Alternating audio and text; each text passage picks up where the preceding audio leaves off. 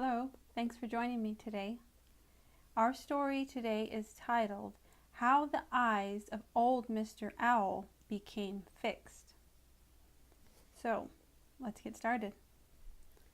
Black the Crow had discovered Hooty the Owl dozing the bright day away in a thick hemlock tree.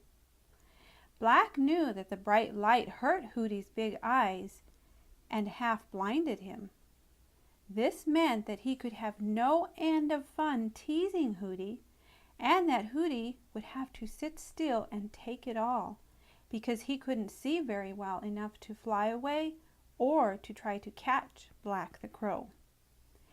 Now, if the day had been dark, as it sometimes is on cloudy days, or if the dusk of evening had been settling over the green meadows and the green forest, matters would have been very different.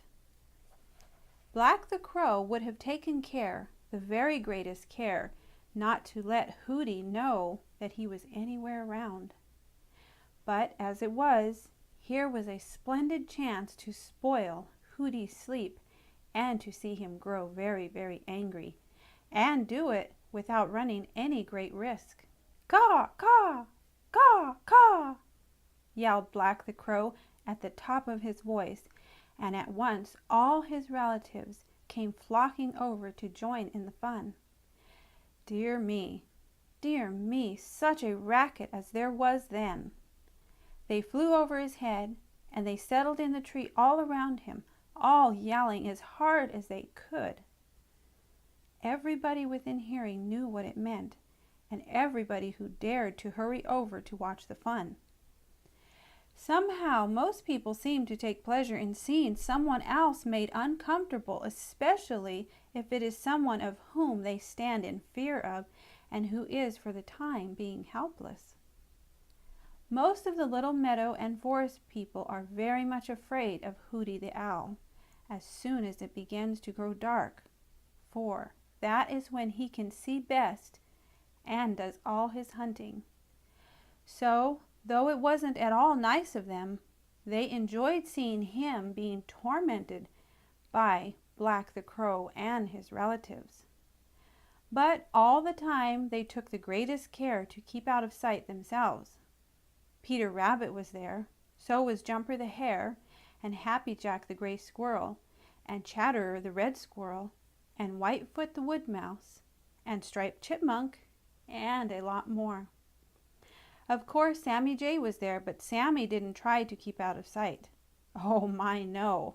He joined right in with the crows, calling Hooty all sorts of bad names and flying about, just out of reach, in the most impudent way. You see, he knew just how helpless Hooty the Owl was. Hooty was very, very angry. He hissed, he snapped his bill, and he told his tormentors what he would do to them if he caught them after dark. All the time he kept turning his head with its great round glaring yellow eyes so as not to give his tormentors a chance to pull out any of his feathers, as the boldest of them tried to do. Now, Hooty can turn his head as no one else can. He can turn it so that he looks straight back over his tail, so that his head looks as if it were put on the wrong way. Then he can snap it around in the other direction so quickly that you can hardly see him do it, and sometimes it seems as if he turned his head clear around. That interested Peter Rabbit immensely. He couldn't think of anything else. He kept trying to do the same thing himself, but of course he couldn't. He could turn his head sideways, but that was all. He puzzled over it all the rest of the day and that night. When his cousin, Jumper the Hare, called at the dear old briar patch, the first thing he did was ask a question. "Cousin Jumper, do you know why it is that Hooty the Owl can turn his head way around and nobody else can?" "Of course I know," replied Jumper. "I thought everybody knew that. It's because his eyes are fixed in their sockets and he can't turn them. So he turns his whole head in order to see in all directions. The rest of us can roll our eyes, but Hooty the Owl can't. Peter scratched his long left ear with his long right hind foot, a way he has when he is thinking or is puzzled. "That's funny," said he. "I wonder why his eyes are fixed." "Because his great-great-ever-so-great-grandfather rolled his eyes too much," replied Jumper, yawning. He saw too much. It's a bad thing to see too much. "Do tell me about it. Please do, Cousin Jumper," begged Peter. Jumper looked up at the moon to see what time of the night it was. "All right," said he, settling himself comfortably. All the owl family, way back to the very beginning, have had very big eyes. Old Mr. Owl had them. He could move them just as we can ours. And because they were so big, and because he could roll them, there was very little going on that Mr. Owl didn't see. It happened one day that Old Mother Nature took it into her wise old head to put the little people of the Green Meadows and the Green Forest to a test. She wanted to see just how many of them she could trust to obey her orders. So she lined them all up in a row. Then she made them turn so that their backs were to her.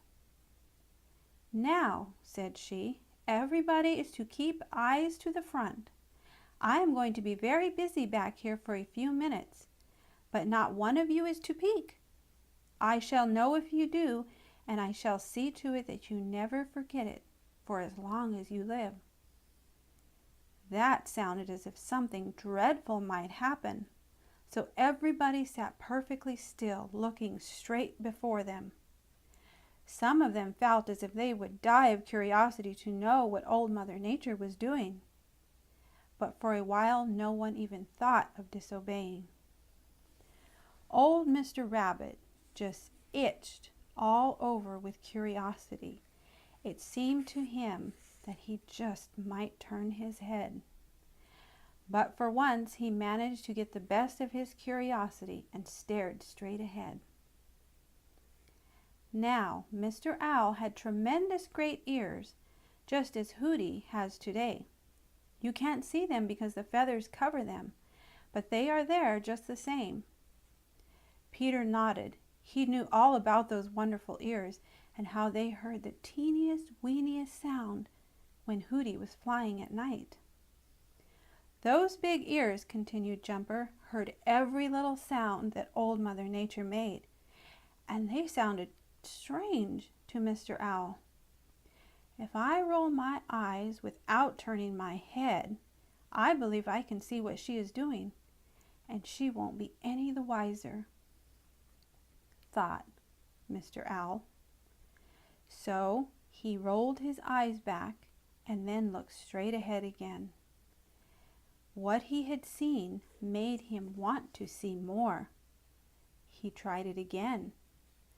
Just imagine how he felt when he found that his eyes wouldn't roll. He couldn't move them a bit. All he could do was stare straight ahead. It frightened him dreadfully, and he kept trying and trying to roll his eyes, but they were fixed fast. He could see only in one direction, the way his head was turned. When at last Old Mother Nature told all the little people that they might look, Mr. Owl didn't want to look. He did not want to face Old Mother Nature, for he knew perfectly well what had happened to his eyes. He knew that Old Mother Nature had seen him roll them back, and that as a punishment she had fixed them so that he would always stare straight ahead. He didn't say anything. He was too ashamed to. He flew away home the very first chance he got. For a long time after that, Mr. Owl never could see behind him at all. He could only turn his head part way, the same as most folks, and he couldn't roll his eyes to see the rest of the way. It made him dreadfully nervous and unhappy. He felt all the time as if people were doing things behind his back. But he didn't complain. He was too ashamed to do that. Old Mother Nature had been watching him all the time. After a long, long time, she decided that he had been punished enough. But she didn't want him to forget, so she kept his eyes fixed so that they would look straight ahead.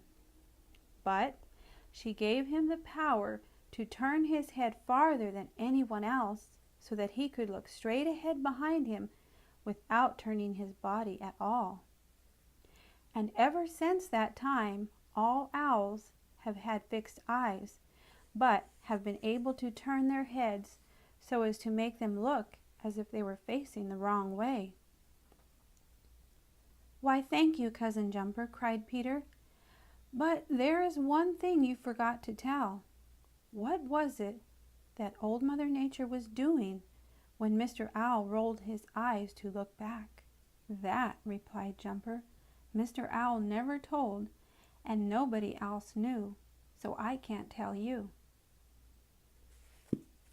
That completes another story. Thank you for joining me, and I'll see you next time.